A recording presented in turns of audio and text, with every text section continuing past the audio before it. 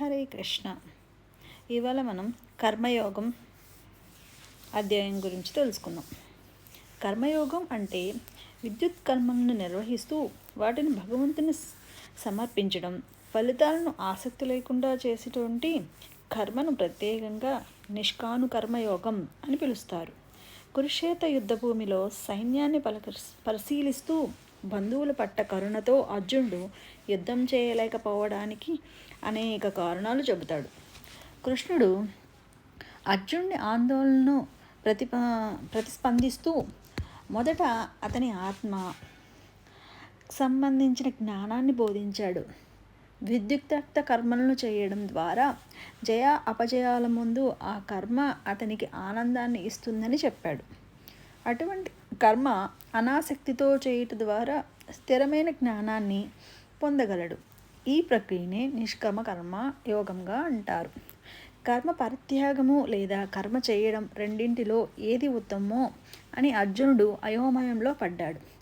జ్ఞానయోగం ఆధారంగా కర్మను పరిత్యజించడం కంటే నిష్కమ కర్మ యోగంపై ఆధారపడి కర్మ ఉత్తమమని కృష్ణుడు వివరించాడు. అర్జునుడు కర్మను పరిత్యజించుటకు అర్జునుడైనప్పటికీ సరి అయిన ఉదాహరణకు నెలకొల్పడానికి అతని నిష్కమ కర్మయోగం చేయాలి. యోగ మార్గంలో భయంకరమైన శత్రువులు అయిన కామం గురించి కూడా కృష్ణుడు హెచ్చరించాడు. తరువాత కృష్ణుడు తన గురించి దివ్యమైన జ్ఞానాన్ని బోధించాడు. అతని దివ్య ఆధారాలు భక్తులతో అతని ప్రతిస్పందన, సృష్టి మొదలైనవి. వాటిని అర్థం చేసుకున్న వారై చాలామంది శుద్ధ భక్తులు ఆసక్తి లేకుండా విద్యుక్త కర్మలను నిర్వహించారు. ఒక కర్మయోగి లేదా ఫలాపేక్ష లేని కర్మి కర్మ చేసినప్పటికీ కర్మ ఫలాలను గురికాడు. అన్ని రకాలైన జ్ఞానంతో యజ్ఞములతో ముగిస్తాయి. తద్వారా కర్మను పరిత్యజించవచ్చు. కృష్ణుడు ఏకకాలంలో కర్మయోగం మరియు కర్మ సన్యాసంపై నొక్కి చెప్పేసరికి అర్జునుడు మళ్ళీ అయోమయంలో పడ్డాడు. అవి రెండూ పరస్పరంగా విరుద్ధమైనవి కావవి, రెండూ ఒకటే అని కృష్ణుడు అర్జునుడికి మరోసారి స్పష్టం చేసి కర్మయోగం సులభం అని చెప్పాడు. నిష్కమ కర్మయోగి నిజమైన సన్యాసి కావచ్చు మరియు అన్ని బంధాల నుండి విముక్తి పొంది ముక్తిని పొందగలడు. తర్వాత కృష్ణుడు అష్టాంగ యోగం గురించి మరియు భక్తి యోగం యొక్క గొప్పతనం గురించి క్లుప్తంగా పేర్కొన్నాడు. కృష్ణుడు 2 దశలను కలిగి ఉన్న ధ్యానయోగం లేదా అష్టాంగ యోగం గురించి మాట్లాడతాడు.